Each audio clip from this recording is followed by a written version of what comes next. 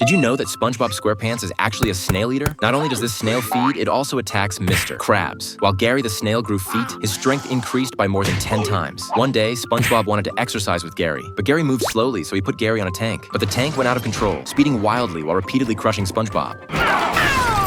Seeing Gary so pitiful, he decided to attach feet like his own to it. But Gary couldn't easily control these two pairs of feet. SpongeBob gave him special training. After training, Gary became more flexible than SpongeBob. SpongeBob took Gary outdoors. Gary could even drag SpongeBob along completely. Under the curious gazes of the crowd, SpongeBob began to show off Gary's new feet. Gary, who developed a sense of superiority, looked down on any pet and directly kicked both the owner and pet flying together. Other residents tried to teach SpongeBob a lesson, but Gary knocked them all away. Gary dragged SpongeBob home. SpongeBob was too lazy to open the door himself. Gary tried to open the door with his eyes, but obviously lacked the strength, so SpongeBob immediately decided to install new hands for Gary. But the new hands looked weak. SpongeBob took out Gary's favorite can to guide him in using his hands. Through this method, Gary quickly learned to use his hands flexibly. This made SpongeBob even lazier, having Gary carry him up and down the stairs and feed him. But SpongeBob's hands and feet had begun to atrophy from long-term disuse. He struggled to crawl to the door, but couldn't even stand up. Gary had to help him up. Just then, Mr. Krabs came looking for SpongeBob. He was terrified by SpongeBob's current state and took out the secret formula for Krabby Patties, saving SpongeBob. Mr. Krabs?